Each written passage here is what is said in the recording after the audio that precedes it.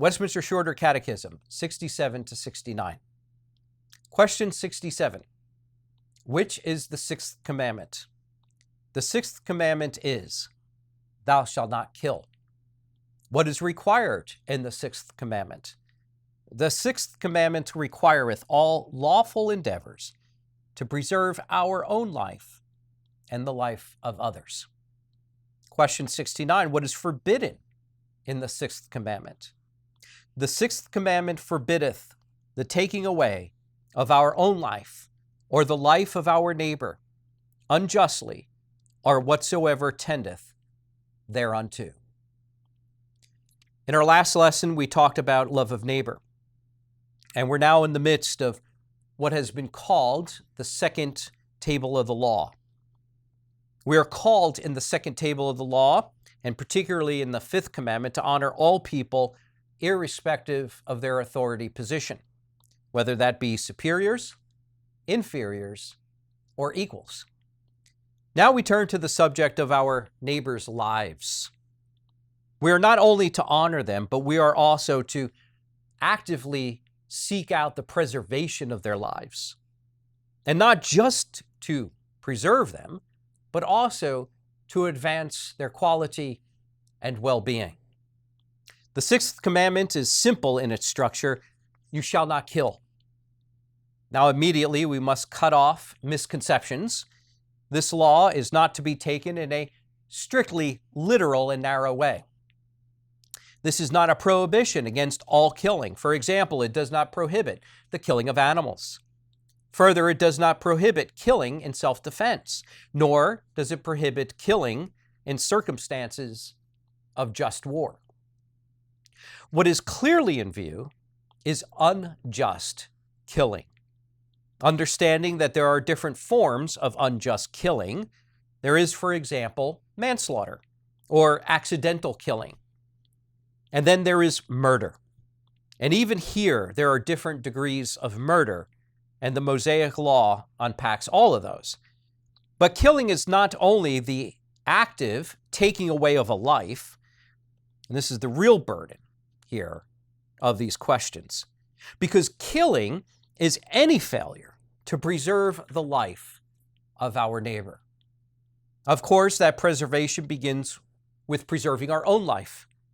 Life is a gift from God. We must steward it all. That must mean that we must take a proactive role in self-care.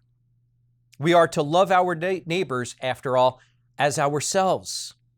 This presupposes that we should be concerned with love of self in a proper, non-selfish, righteous way. This means that we should not seek to do harm to ourselves, whether physically or in other ways. We should have special care for avoiding all that which would bring harm, including the immoderate consumption of substances or food or drink, or that which can harm us if taken in excess. But also we preserve the life of our neighbor by actively seeking their good. Killing is not just the active taking away of life, but it is also a failure to not act toward your neighbor for their good. To see your neighbor in need and to fail to help your neighbor is sin. As the parable of the Good Samaritan shows, our neighbor is anyone who is created in the image and likeness of God. We don't walk past a person who is in need.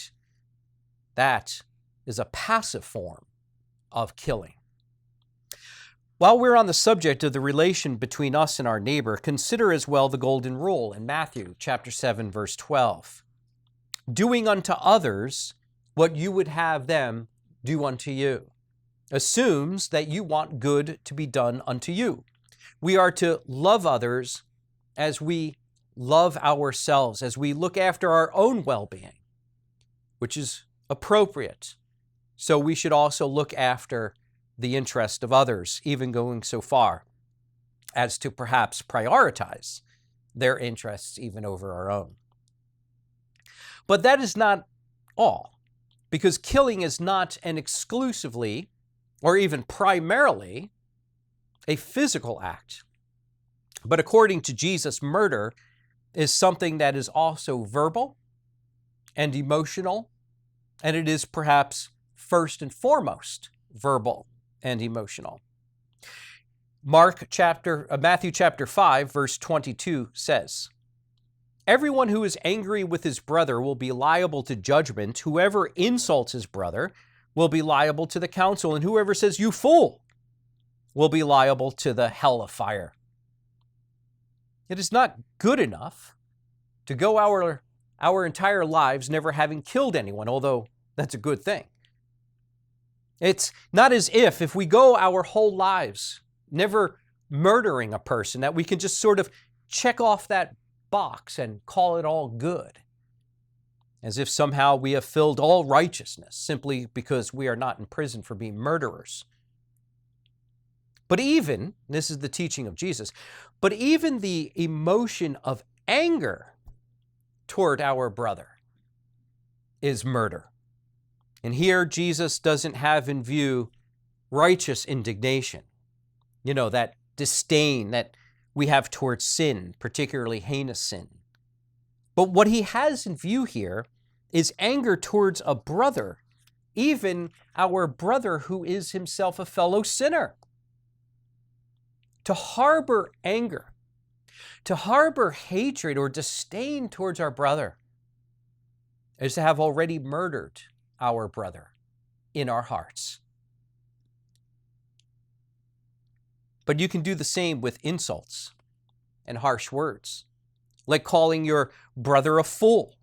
Well, he may very well be a fool, but calling him a fool in the form of an attack or an insult with the intention to aim or to injure is itself also murder in its verbal form.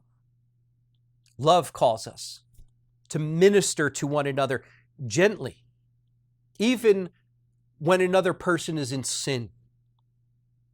We don't berate them. We don't drive them into the ground by name calling, insulting them, as if the words that we use are weapons to wound, but rather we are called to speak the truth in love. Jesus is quite clear about murder and words when he says this, "For out of the heart come evil thoughts, murder, adultery, sexual immorality, theft, false witness, slander." Matthew 15, verse 19. And here now, this commandment, perhaps more than any of the other commandments thus far, perhaps more so than any of the other commandments, with the exception of the one we're going to look at next. But here we come to the core of Christian ethics. True morality does not begin nor end with outward actions. Sin doesn't begin or end with outward actions.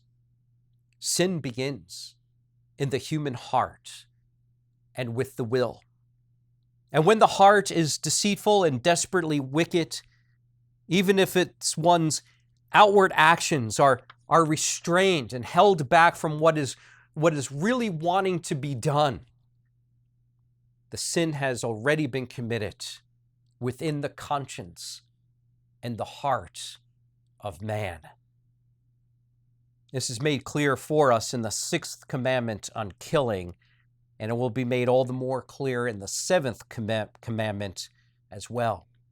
For adultery and sexual immorality does not begin with an illicit affair, but like murder, it begins and is committed first within the heart.